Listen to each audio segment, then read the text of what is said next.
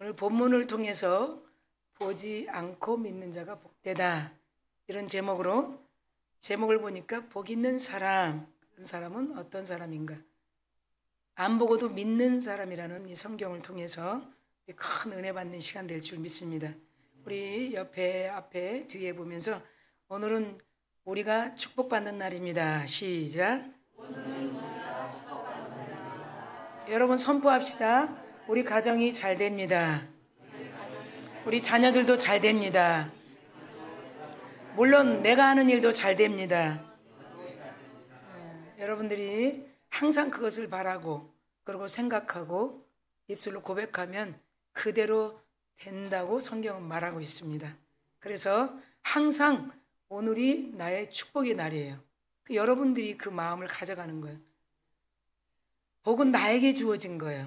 아멘. 복은 우리 가정에 주어진 거예요. 그래서 여러분들이 그것을 믿고 그 말씀을 끝까지 의지하는 자만이 하나님께서 약속하신 그 복을 다 누리는 그런 귀한 시간 될 줄 믿습니다. 이제 6월 나라적으로 참 암울했고 여러 가지 국가 유공자들이나 나라를 위해 희생하고 또 나라를 위해서 숭고한 목숨을 바쳤던 많은 자들의 그 애도하는 그 물결들이 참 잔잔하게 흘렀어요. 우리 그리스도인들은 먼저 진리이신 그분이 우리에게 목숨을 내어주신 것, 그 은혜로 이렇게 살아가지만 나라적으로 참 어려운 그 암울한 6월달이에요. 물론 6월달 뿐만이 아니라 다 마음이 먼저 간 선진들을 그날을 생각하고 또 뒤돌아보면 뭐 하나도 다 빠짐없이 그때 생각했던 것들을 잊을 수 없죠. 그러나 특별히 6월은 호국의 달이다. 호국 보훈의 달이다. 그래서 나라적으로 참 암울한 그런 한 달을 이제 오늘 특별히 25일 하면 6.25 사건이 있었던 그날, 앞으로 이 일들이 우리 세대에 있을까, 다음 세대에 있을까, 여러들 각자 정보나 매체를 통해서 또 먼저 간 분들의 말을 통해서도 적당히 여러분들이 알고 있어요. 그런데 여전히 경제는 너무너무 위기에 가고 있다고. 근데 하나님은 이미 과거에도 다 우리에게 말씀하신 거잖아요. 그렇죠? 이 복의 개념, 이 복은 세상 사람들이 알 수 없는 그 복이라는 거죠. 세상 사람들은 전혀 이 복에 이해가 안 가는 거예요. 왜 그리스도인들은 이 복을 믿고 있을까? 하나님은 이것을 복이라고 했을까? 이렇게 찾아보면 이 복의 개념에 대해서 가장 정확무하게 알 수 있는 말씀이 구약에는 시편 1편 말씀, 신약에는 마태복음 5장 말씀이에요. 자, 이 두 축이 구약과 신약의, 구약의 시편 1편에는 복 있는 사람은 이렇게 시작해요. 그러면서 어떤 사람? 악인의 꾀를 따르지 않는 사람. 첫 번째, 악인의 꾀를 따르지 않는 사람이라니, 복 있는 사람. 자, 그 다음에 이어지면 두 번째 뭐예요? 죄인의 길에 서지 않는 사람. 세 번째는 오만한 자리에 앉지 않는 사람. 그러니까 악인의 꾀를 자꾸 중상모략과 여러 가지에 같이 있기는 하지만, 있을 수 있죠. 세상에서 우리는 살아가는 사람이니까. 그러나 우리 마음이 거기에 동요하지 않는 사람을 악인의 꾀를 따르지 않는 사람이라고 정의를 내리고 있어요. 이게 복의 개념이에요. 세 번째는 어떤 사람? 두 번째 사람은 죄인의 길에 서지 않는 사람.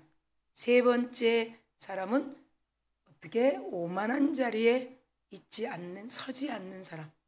네 번째는 여호와를 경외하며 주야로 여호와의 율법을 묵상하는 사람. 여기서 경외, 여호와를 묵상, 율법을 묵상하는 사람. 그런 자리에, 악인의 자리에 있을지라도, 죄인의 자리에 있을지라도, 그렇죠? 우리 마음이 절대로 하나님의 율법의 약속을 주야로 묵상하는 사람이 시편 1편의 이 복의 개념에 대해서 정의에 충분한 우리들이, 그리스도인들이 예수 그리스도를 믿는 자들이 받는 복이라는 것을 정의를 내리고 있어요. 자, 그러면 시편에서 껑충 뛰어서 우리 복음서에 가면 제일 먼저 마태, 마가, 누가, 요한, 사도행전 뭐 이렇게 갑니다.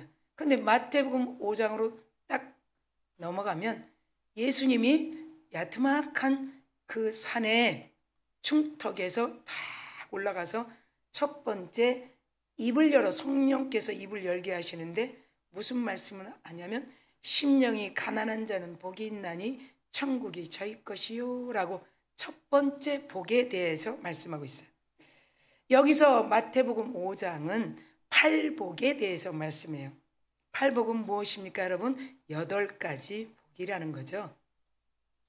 첫 번째 복이 심령이 가난한 자. 그럼 심령이 가난한 자는 누굴까요? 마음에 욕심이 담심이 없는 자. 사람이 욕심 없을 수 있어요? 아니죠.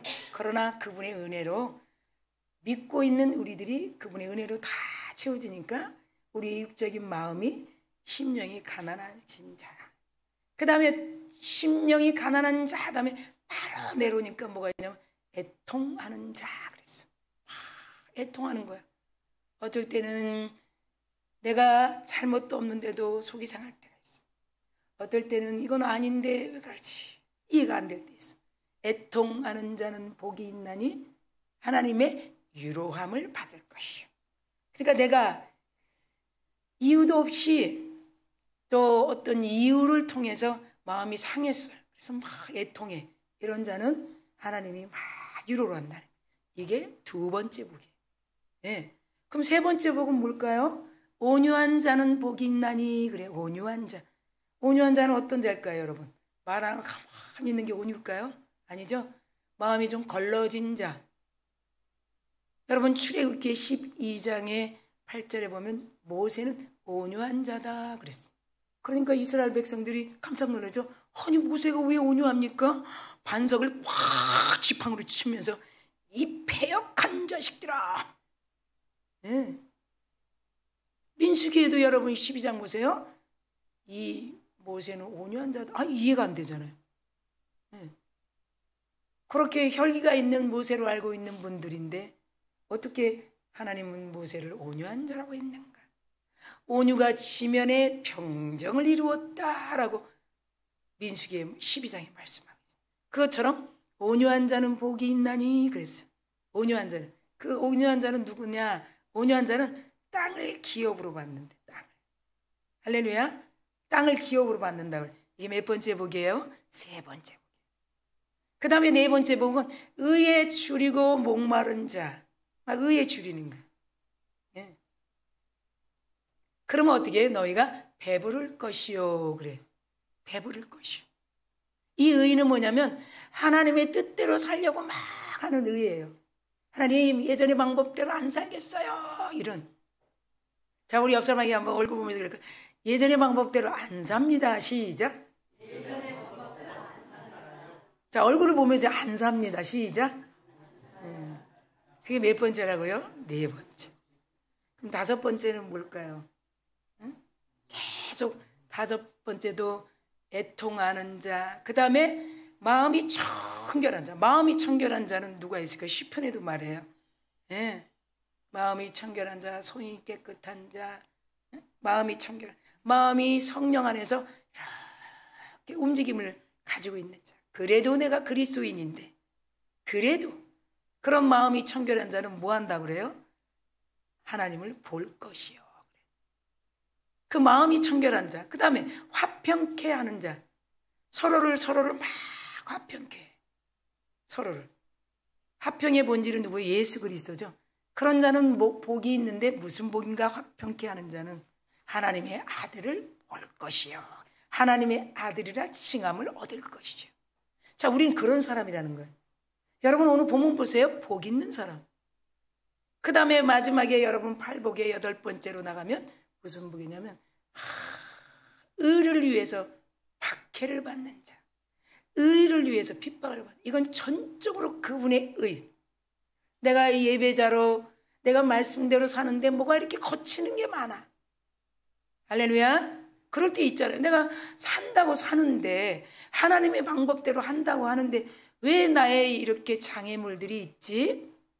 이해하지 못할 때 있어요. 이런 것들을 하나님께서는 네가 내 나라를 위해서 내 마음 때문에 박해를 받고 핍박을 받으면 천국이 다 너희 것이라, 너희 가정 것이다. 이것을 야트막한 산상보온 설교, 잊어버릴 수 없는, 예수님이 그 야트막한 산 위에서 제자들을 세워놓고 심령이 가난한 자는 복이 있나니 이러면서 시편 구약의 1편의 말씀과 마태복음 5장의 말씀의 두 장을 통해서 아주 시원하게 그리스도인들이 받는 복, 그리스도인들이 믿고 있는 복의 개념을 확실하게 정의를 내리고 있는 것을 볼 수가 있어요. 그래서 그러면 이런 자들이 복을 받는구나. 그런데 이 구약의 한 선지자가 다 드러납니다. 자, 따라합시다. 하박국 선지자, 시작. 하박국 선지자. 이 하박국 선지자는 나중에 이것을 깨닫고 나서 막 춤을 추는데, 찬양에도 그런 제목이, 무화과 나무가 무성치 못하고 감람나무에 소출이 없어도 외양간에 소가 없어도 밭에 식물이 없어도 난 여호와를 위하여 즐거워하리라. 자, 이것이 하박국 선지자의 입술의 3장의 고백이에요. 하박국서에. 근데 이렇게 고백하기 전에 전초전이 있었어. 전초전. 자, 그거를 우리가 나눠보려고 그래요. 보니까 왜 안 보고 믿는 자가 복되는가를 지금 계속 듣는 거예요. 자, 하나님에게 이렇게 항소합니다. 하나님, 저는 물어볼 게 있습니다. 뭐냐? 왜 이렇게 의인들이 핍박받고 부자로 못 삽니까? 왜 이렇게 의인들이 핍박받고 부자로 못 삽니까? 그리고 악인들은 아주 득세하고 악인들은 지금 막 부자로 삽니다. 저는 선지자로서 하나님의 말씀을 선포하지만 도대체 이해가 안 됩니다. 그리고 교회를 때려치니까 돈을 잘 벌어, 이런 분들이 있다고 합니다. 그게 이제 의구점이 생긴 거예요. 그랬더니 하나님이 하박국 선지자의 영안을 활짝 열었어요. 성령께서 하박국 선지자의 마음을 활짝 열었어요. 그 말씀이 무슨 말씀이냐면 하박국서의 2장 3절 말씀. 여러분 앞에 보시면 하나님께서 이 말씀으로 하박국 선지자의 그 궁금증, 의구심을 쫙 열어준 거예요. 하박국 선지자야, 이 묵시는 말이야. 여기서 이 묵시가 뭘까요? 묵시를 우리가 헬라어로 보면 아포칼립스. 예? 그거는 우리가 그 이름, 묵시라는 것은 쉽게 얘기해서 감춘 것을 드러낸다. 비밀, 하나님의 비밀을 드러낸다. 이 헬라어로 이 뜻이. 그리고 알지 못했던 것을 덮개를 벗긴다는 뜻이에요. 묵시가. 그러니까 하박국이 선지자의 마음을 샥 열더니 이 묵시는 정한 때가 있나니, 네가 궁금한다고 즉시 열어주는 게 아니고, 네가 나를 멀리한다고 즉시 열어주는 게 아니고 정한 때가 있나니. 이건 뭘까요? 정한 때는 언제일까요? 우리 헬라어로 카이로스 시간, 물리학적인 시간이 아니라는 거. 그냥 시간이 가면 되는 게 아니고 하나님의 예정하신 시간, 하나님이 작정하신 시간. 구약의 여러분 39장까지 다 보면 어떻게 해요? 다 예정, 예시, 작정. 예. 하나님의 시간에 반드시 예수 그리스도가 도래하신 것처럼, 예? 70년 바벨론 포로의 그 암흑기의 포로 생활을 해도 1초도 가감하지 않고 70년에 귀환하게 하고 해방을 하게 한 것처럼. 그래서 이 묵시는 정한 때가 있나니, 그러면서 뭐라고 말씀하시냐면 그 종말이 속히 이룬다. 그 종말이 하나님의 궁금했던 그 의인이 받을 복에 대해서 이제 종말이 다 끝나고 온다는 거죠. 결코 거짓되지 아니하리라. 하나님은 거짓되지 아니하리라. 하박국의 마음을 쫙 열은 거예요. 성령의 인도하심으로 비록 더딜지라도 기다려. 하박국 선지자 2장 3절 말씀. 조금 더뎌도 기다려. 내가 약속 있지 않니? 반드시 축복한다. 반드시 축복한다. 이 전초전이에요. 지체되지 않고 반드시 응하리라. 할렐루야. 이런 복의 개념에 대해서 그럼 우리는 큰 복을 받은 구원의 백성들이구나. 하박국 선지자가 3장에 가서 아까 나눈 것처럼 밭에 식물이 외양간에 소가 포도나무에 열매가 없을지라도 무화과나무에 열매가 없을지라도 나는 그 여호와를 인하여 기뻐하리라 이렇게 고백했다는 결론이 나온다는 것이. 우리에게는 이런 큰 구원의 보장을 주시고 구원의 백성으로 오늘도 저와 여러분을 이 자리에 불러주신 것입니다. 그래서 우리가 보면 하나님께서 첫 번째, 두 번째, 세 번째, 첫 번째는 주님을 확실히 믿고 있을 때, 두 번째는 하나님의 말씀을 탁 붙들고 있을 때, 어떠한 상황 속에서도, 세 번째는 그것을 통하여 이 하박국 선지자의 궁금증처럼 고난을 견딜 때 그런 하나님의 은혜가 약속이 이루어진다는 것이. 그래서 첫 번째 주님을 믿을 때 이런 첫 번째 제목으로 아브라함은 무엇을 했는가? 우리가 알다시피 믿음의 조상이 되었죠. 아브라함은 믿었다는 거예요. 믿음으로써 복 있는 자가 되었다는 것을 믿음으로써 복 있는 자의 또한 조상이 되었다. 아브라함을 얘기하고 또 시편의 다윗도 마찬가지예요. 하나님을 의지하기 때문에 복을 받았다는 거예요. 그러니까 믿음과 의지는 하나의 맥을 이루고 있다. 주님을 믿을 때. 그래서 시편은 계속 복 있는 자는 이렇게 말씀하시면서 150편까지 다 복에 대해서 말씀합니다. 왜냐? 신앙의 의인들도 마찬가지로 하나님을 전적으로 의지하면서 어떠한 상황을 다 그 대적을 이길 수 있었다는 거예요. 믿음과 의지 때문에. 여러분, 우리는 이 세상에 살아가는 사람들이에요. 아무도 없는 산속에 살아가는 사람이 아니에요. 대적은 사람을 통해서 오는 거예요. 절대로. 짐승이 대적으로 오면 짐승은 그냥 없애버리면 돼요. 믿습니까? 짐승은 없애버리면 돼요. 그리고 우리가 해결하지 못하면 무슨 119라든지 뭐 이렇게 불러서 우리를 무섭게 하니까 좀 도와주세요. 이렇게 하면 돼요. 그러나 우리의 대적은 다 사람들이에요. 사람의 말 한마디가 나의 대적이 될 수 있고, 사람의 말 한마디에 실족할 수 있고, 사람의 말 한마디에 하나님하고 뚝 떨어질 수 있고, 사람의 말 한마디에 가슴에 심장에 비수가 찔러서 그것이 지금까지도 안 빼지는 사람도 있어요. 이 시편에 우리가 알고 있는 이 한번 다윗 한번 보세요. 아브라함도 마찬가지예요. 어떻게 믿음의 조상이 되었고 믿음의 아버지가 되었을까? 그 많은 것들을 전적인 보이지 않지만 하나님을 믿음으로 우리는 하나님을 눈으로 안 봤지만 성령을 통해서 보고 믿는 거나 다름없는데 구약의 아브라함 때는 전혀 보이지 않는 거예요. 그런데 그 믿음을 하나님이 주신 것이에요. 그 믿음을 붙들고 의지하면서 다윗도 마찬가지로 신앙의 위인들도 마찬가지로 어떤 환경에 이 대적들을 화살을 던지는 자는 화살을 막기 위해서 던지는 거 아니에요. 그 화살을 하나님을 믿음으로 하나님을 의지함으로 이겼다는 것을 말하고 있어요. 그것을 우리가 잘 아는 가장 신약의 연약한 성도들 하면 갈라디아 교인들이에요.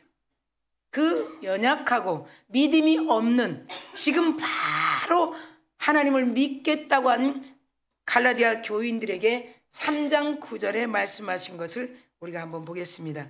갈라디아서 3장 9절에 보면 이렇게 말씀하고 있습니다. 그러므로 믿음으로 말미암는 자는, 자, 믿음. 여기서 믿음을 계속 드러나는. 믿음은 보이는 것들의 실상이 아니라는 거예요. 보고 믿는 건 다 믿죠. 여러분, 보고 누가 못 믿어요? 아들아, 너는 여기야. 그러면 그거 누가 못 믿어요? 그런데 하나님이 주시는 믿음은 그거 보면은 네가 그쪽으로 갈 수 있으니까 그거는 보지도 말고 믿지도 말라. 때로는 감출 때도 있어요. 그냥 가면 하나님이 이미 이루어진다는 거죠.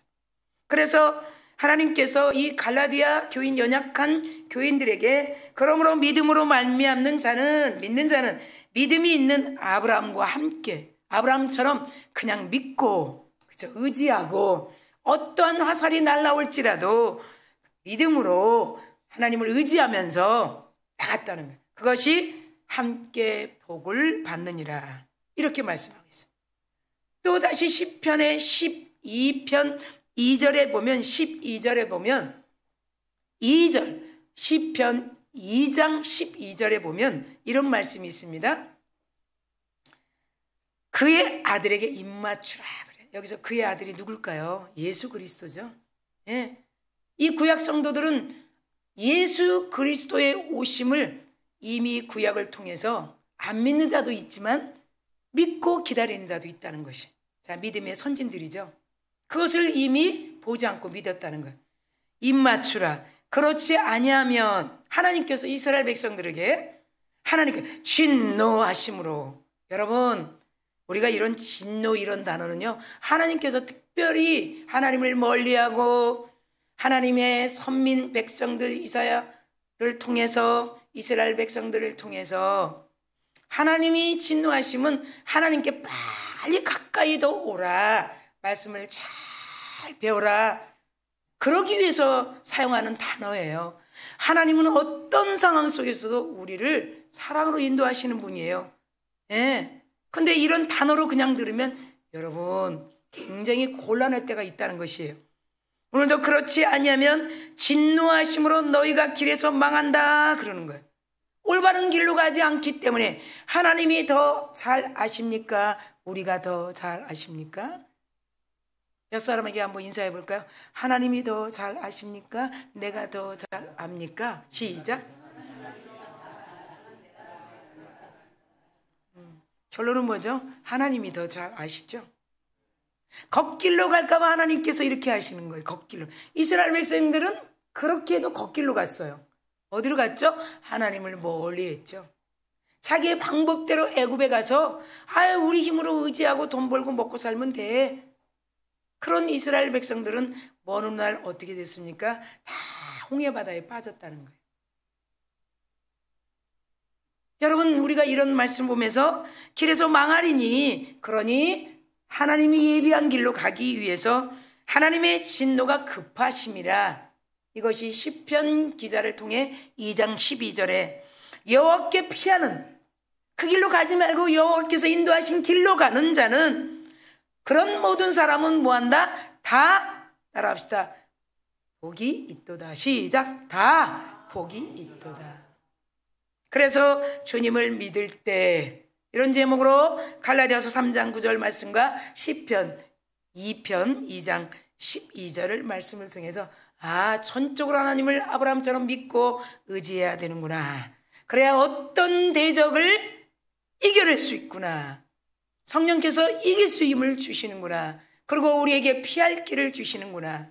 그래서 우리는 하나님께 피하는 자가 됐기 때문에 시편 2편 12절에 복을 받는 사람이로구나. 자, 두 번째 말씀을, 제목을 보면 말씀을 붙잡을 때, 그러니까 말씀을 붙잡는 것이 무엇인가? 더 정의를 확실히 내린다면 하나님을 경외하며 구체적인 행위가 무엇인가? 저는 하나님을 경외합니다. 저는 하나님을 믿습니다. 이런 구체적인 행위가 무엇인가? 정의를 내려보면 하나님의 말씀을 붙잡는 거예요. 하나님의 말씀을 인간의 등 뒤로 버리지 않는 거예요. 어떨 때는 하나님이 이 말씀이 믿어지는데, 어떨 때는 이 말씀이 믿어지지 않아서 그거를 그냥 버려버리지 말라. 그래서 구약의 선지자들은 너희들이 이스라엘 백성들아, 너희들이 내 말씀을 인간의 등 뒤로 던졌구나. 던졌다고 던져지겠느냐? 하나님의 말씀은 이사야서 55장에 보면 하늘에서 땅으로 떨어져서 땅이 옥토가 되고 땅에 그 씨가 심겨져서 30배, 60배, 100배 결실을 맺어 파종하는 자에게 수고가 되고 농부가 그 수확을 얻으니 기쁨이 되고 그 수확이 넘치고 풍성했을 때 자녀들에게 복이 되고, 그런 말씀들을 이사야 55장에 말씀하겠습니다. 하나님의 말씀 우리 인간이 버려도 그 말씀은 절대로 땅에 떨어지지 않는다는 거예요. 그래서 하나님의 말씀을 구체적으로, 하나님을 경외하는 구체적인 행위는 하나님의 말씀을 붙드는 것이다. 이런 사람은 구원의 비밀을 확실히 가지고 있는 사람이다. 나는 구원받은 사람이다. 나는 구원을 확실히 받은 사람이다. 구원. 그리고 인생 최대의 지혜로운 사람이다 라고, 그렇게 지혜를 얻는 자들의 행위가 있다는 것이에요. 그러니까 우리가 먼저 하나님의 말씀을 붙들고 하나님을 경외하면서 우리가 전적으로 그 말씀을 의지하며 끝까지 하나님과 동행하며 구원받는 백성으로 살아가는 우리 모두가 될 줄 믿습니다. 그것이 인생 최대의 지혜를 얻는 행위이기 때문에. 자, 이런 면에서 주님의 참 말씀을 붙들어서 우리 구원을 보장받는 저와 여러분이 가장 이 세상에서 복 있는 사람이라는 거예요. 복 있는 사람. 구원을 멀리하지 말라는 거죠. 말씀을 여러분 붙들지 않으면 구원을 멀리하게 돼요. 말씀을 여러분 버리게 되면 구원받은 내가 하나님과 멀어지는 거예요. 그럼 구원이 받은 건지 안 받아진 건지, 값없이 받은 구원이기 때문에 그것을 그냥 쉽게 생각할 수 있는 것이. 그래서 시편 111편 10절에는 이런 말씀으로 우리의 마음을 시원하게 하나님께서 폭포수 같은 은혜로 부어주신 시편 111편 10절 말씀, 여호와를 경외함이 지혜의 근본이라. 여호와를 경외하는 거예요. 그것이 구체적인 행위가 하나님의 말씀을 붙드는 자라는 거예요. 그의 계명을 지키는 자는 다 훌륭한 지각을 가진 자이니, 아멘. 여호와를 찬양함이 영원히 계속함이로다. 이렇게 말씀하고 있어요. 그 지혜가 근본이라는 거예요. 지금도 여러분, 우리는 마음을 멀리하지 않고 있어요. 우리 안에 계신 성령은 우리의 마음을 멀리하지 못하도록 간섭하시는 거예요. 그것이 때로는 이런 환경으로, 저런 환경으로, 우리가 어떨 때는 그런 게 싫은데도 그런 환경으로 나를 멀리하지 않기 위해서 지나가 보면 하나님이 그런 환경으로 나를 멀리하지 않도록 인도하셨구나. 그런 은혜가 여러분 정말 알아질 때가 있어요. 하나님은 계속 당신과 입맞추기를 원하셔요. 입맞추는 것이 무엇입니까? 예배를 통해 말씀을 이미 주신 그 말씀을 잃어버리지 않도록, 버리지 않도록. 하나님은 계속 복 주시기를 원하시니까요. 자, 시편 128편 1절 이어서 1절과 4절 두 말씀을 보면 1절에 다시 한번 하나님을 경외, 여호와를 야훼를 경외하며 그의 길을 걷는 자마다. 그렇죠? 그의 길이 뭘까요? 구체적인 행위가 무엇인가 우리가 나눴어요. 그건 뭐예요? 말씀을 붙는 거라고 그랬죠. 붙잡는 거. 그런 자는 복이 있도다 1절에서 말씀하고, 4절에서 여호와를 경외하는 자는 이같이 복을 얻으리라. 1절 그 다음 4절 말씀, 동일하게 시편 111편 10절과 128편 1절 4절에는 말씀을 끝까지 붙들고 경외하라는 것이에요.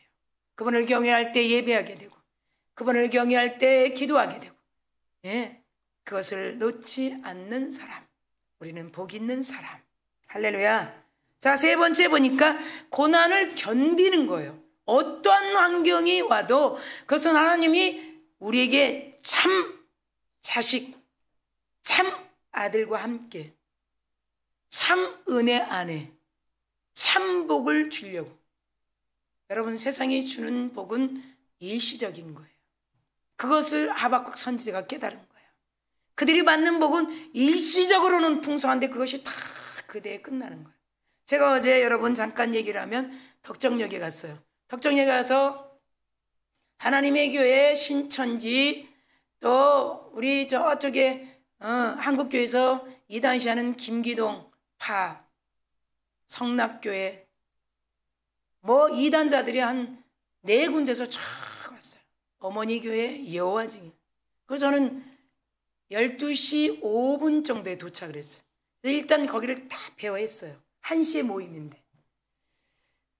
식사를 12시에 먹고 1시에 모임인데, 요새 하나님이 저에게 조금 고기를 먹는 걸 원치 않으셔서 지금 계속 굶으면서, 이렇게 하나님이 붙잡아 주지 않는데 어떻게 굶을 수 있겠어요? 굶는데도 더 하나님 은혜가 막 오는, 굶는데 어떻게 굶어요? 소리 벅벅 지르는데. 그래서 먼저 빨간 조끼를 입고 빨간 티를 입고 빨간 모자를 쓰고, 제가 여러분 올리려고 사진을 탁 했는데 불타는 여인이 또 그쪽으로 떴구먼.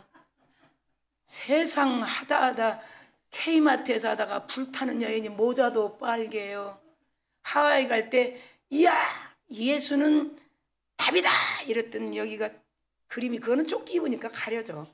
근데 모자도 빨개요, 티셔츠도 빨개요, 조끼도 빨개요. 빨간 운동화만 신으면 아주 다 불이야. 그래서 먼저 딱 배열을 했는데, 옆에 딱 앉아있는 여자부터 딱 보자. 자, 우리 인사 척 보면 애입니다. 시작.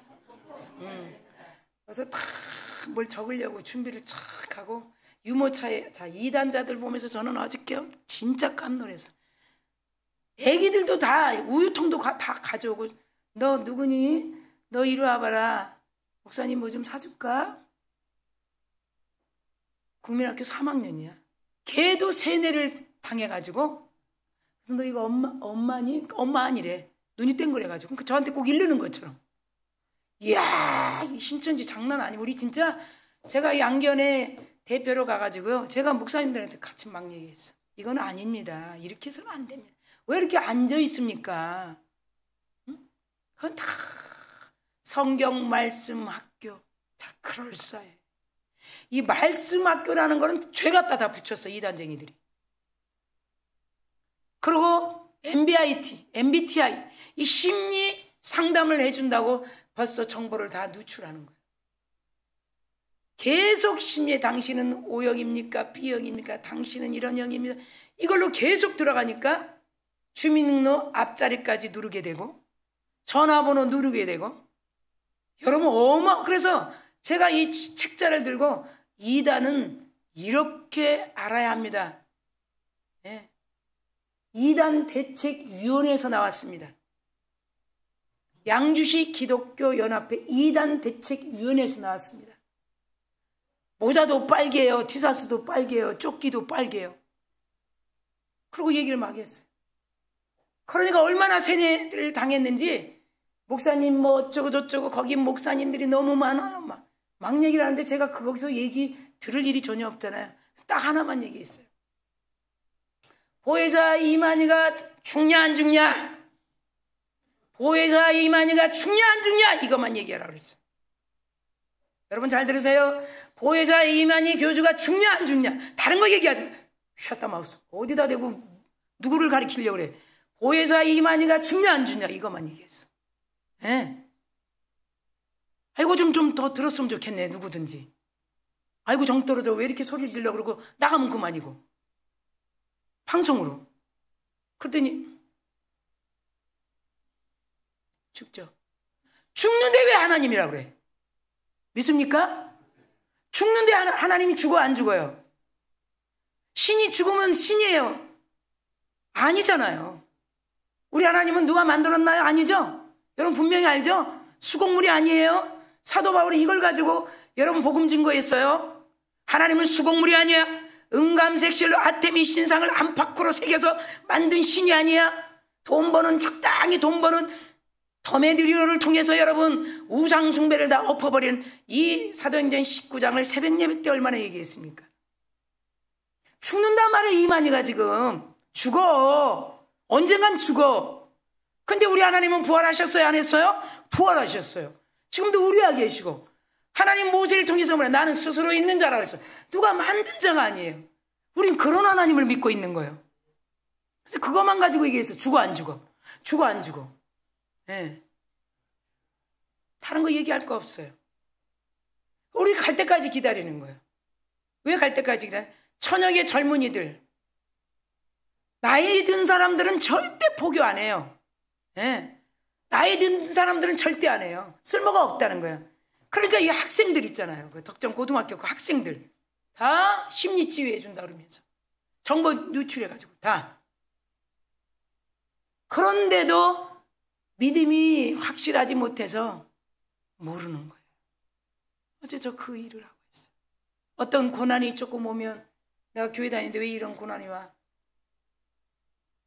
이런 사람들은 뭐 사업하면 막 도와준대. 돈도 빌려주면서 이자도 안 받는데 통째로 날아가는 거는 모르고 지방까지 다 오는 거야. 남자보다 여자들 일단 다 들어오게. 어린 그 애기도 여자고 그 초등학교 3학년짜리도 여자야. 그래서 너희 아빠는 다니? 아빠는 안 다녀. 오빠 있니? 네. 오빠는 안 다녀? 오빠는 안 다녀. 어마어마한 거야. 우리 기독교는요, 나는 정말 싫습니다. 그럼 네. 그러고 말아요. 너 싫으면 많은 거야. 예? 그렇게 막 고무시작까지 즐기게 붙지 않아요. 옆 사람 인사할 때 고무신약까지 붙지 않는다. 시작. 제가 고무신이 안 달아지니까 가위로 잘라가지고 그거 잘라서 던져버렸더니 드디어 신발을 사줍디다. 제 경험이에요. 응암동에서. 그 고무신 즐긴 걸 내가 알았어. 이 까만 고무신 아이고 안 떨어져. 이걸 좀 떨어져야 신발 꽃가신을. 그때는 꽃가신이라 그래. 봄에 꽃가신을 언제 사줘? 그러니까 어떻게 잘라야지 던져버리지. 예. 그래서 이 고무신 즐긴 걸 알았어요. 그냥 갖다 붙이는 게 아니에요. 여러분 보세요. 고난을 견딜 때, 예? 하나님을 믿을 때 아브라함처럼 의지할 때. 두 번째는 뭐예요? 말씀을 붙들을 때. 세 번째는 고난을 견딜 때. 하나님 성도에겐 고난이 없으면 여러분 사생아라 그래요. 사생아. 애비도 없고 애미도 없는 사생아라 그래요. 얘기하면 길어요. 이건 사생아. 분명히 하나님이 우리 아버지이기 때문에, 육신의 아버지도 우리 아버지이기 때문에 육신의 아버지도 야단을 치고 채찍질할 수 있다는 거예요. 그거를 하나님의 은혜로 받으라는 거예요. 성도들의 고난은 따른다는 거예요. 이건 더 하나님이 준비한 축복을 주시려고 하는 거라는 거예요. 그러므로 성도들이 고난당하는 것은 그리스도의 고난에 동참하는 것이며, 동참하는 거예요. 동참. 예수 그리스도가 죄가 없는데 고난을 당해 동참하는 거예요. 우리는 죄가 있어서 우리 방법대로 걷길로 가다가 그 길이 아니니까 돌아와서 새 길로 가려고 하니까 얼마나 고난이겠어요. 그게 고난이에요. 뭐 다른 게 고난이 아니에요. 우리 마음대로 했던 여러 가지들. 그런데 나중에 돌아오면 하나님 뜻이 맞기 때문에 다시 시작하려고 하니까 그게 얼마나 고난이에요. 하나님을 우리를 정금같이 사용하기 위해서 고난을 견디게 하실 때가 있다는 것이. 자, 히브리서 12장 8절의 말씀을 우리가 보겠습니다. 히브리 기자는 12장 8절에 이렇게 말씀하고 있습니다. 징계는 다 받는 것이거늘. 징계는 다 받는다는 거예요. 예. 부모와 자식은 다 징계를 서로. 그렇죠? 또 이 자식이 부모가 되면 또 자식에게, 또 그 자식이 부모가 되면 또 자식에게. 징계는 다 받는 거예요. 그것이 이상한 것이 아니라는 거예요. 징계는 다 받는 것이거늘 너에게 없으면 뭐다? 사상하다. 부모도 없다는 거죠. 예. 친아들이 아니니라. 그러니까 우리는 예수 그리스도의 친아들이라는 거예요. 아들 예수를 통해서. 할렐루야. 자, 그리고 베드로전서 4장 13절에 보면 베드로는 이렇게 말씀하고 있습니다. 오히려 너희가 그리스도 고난에 참여하는 것으로, 고난에 참여하는 것으로. 이게 뭘까요? 어떻게 참여할까요? 주님, 나에게 지금 불편한 마음, 불편한 환경을 준 것은 내가 예수 그리스도의 고난에 참여하는 것으로 믿습니다. 이걸 잘 이기게 해 주십시오. 이걸 통해서 더 예배자로 진보하게 해 주세요. 여러분 그렇게 한번 기도해 보세요. 그 전에 있었던 그 문제는 그냥 사라집니다. 제가 장담합니다. 제가 장담합니다. 사라져요. 하나님 전적으로 우리의 편이시고 전적으로 우리의 고백을 받으시고 우리가 믿음의 사람, 믿음의 행동을 바꾸시기를 원하시는. 그래서 고난에 참여하는 것으로 즐거워하라. 누가 얘기하는 거예요? 예수님을 부인했던 베드로가 베드로전서 4장 13절에 즐거워하라. 이는 그의 영광을 나타나실 때 너희로 즐거워하고 기뻐하게 함이라. 사랑하는 성도 여러분, 우리 하나님을 믿음으로 또 하나님의 말씀을 붙드심으로 그리고 우리에게 주신 고난을 견딤으로 우리는 안 보고 믿는 자. 여러분, 도마는 어떤 사람이었어요? 그 당시 요한복음 20장에 보면 제자들은 다 보고 우리 주님이 말씀하신 대로 3일 만에 부활하시고 오셨네. 다 그대로 믿었어요. 평강이 있을지어다 할 때 다 믿었어요. 근데 도마만큼 나는 못 믿어. 나는 옆구리 이렇게 찔러봐야 돼. 그렇고 피 묻고 못장 나서 이렇게 만져봐야 돼. 나는 못 믿어. 혼자만 도마는 그랬던 거예요. 그래서 예수님이 만져봐라 했는데 만져보질 않아. 옆구리도 손 넣어봐라 했는데 넣어보지도 않아. 그러면서 오늘 본문 여러분 요한복음 20장 29절 말씀 여러분 잘 기억하십시오. 야, 너네들은 나를 보고 믿느냐? 안 보고 믿는 자가 복되도다. 자, 여러분, 우리 두 손을 가슴에 댑니다. 눈을 감으십시오. 결론의 소리를 듣겠습니다. 안 보고 믿기 때문에 우리는 오늘 이 자리에 왔습니다. 성령을 통해서 우리는 더 확실하게 믿음이 생겼습니다. 6월의 끝자락입니다. 6월에 시기적으로 경제도 많은 고통 가운데 있는 자들도 어렵고 힘든 이 마지막 주일을 떠나보냅니다. 고통의 철로에 있는 자도 있고 몸부림치는 철로에 있는 자도 있습니다. 하나님 10월을 기대하며 6월에 하나님 털끝 하나 상치 않고 나를 붙들어 주시고 우리 가정에 풍성한 준 은혜를 잊을 수 없습니다. 머리 숙인 권석들이 복 있는 사람이라는 대열에 들어서 있습니다. 이제 상반기는 멀리 가고 하반기에 더 열매를 풍성히 맺기 위해 하나님을 의지하고 주님의 말씀을 날마다 붙드는 삶으로 전진하는 결심을 머리 숙여 눈을 감고 고백합니다. 주님이시여, 죄 없으신 주님이 우리의 죄를 위하여 고난을 견딤으로 십자가에 지시고 3일 만에 부활하시어 견뎌주시고 믿음의 선진들도 그 고난을 견뎌주시고 그 대적들을 인내로 이기게 하시고 우리들에게 복음을 주시어 구원의 백성으로 삼아주시고 복 있는 자임을 분명히 알고 세상 사람들에게 입증시키는 반열로 나가게 하시니 진심으로 감사합니다. 이제부터는 날마다 우리 성도들에게 부어주시는 주님의 신령한 복을 추구하며 살아가는 전 성도들의 치료를 맞이하는 큰 축복이 임할 줄 믿습니다. 아멘이십니다.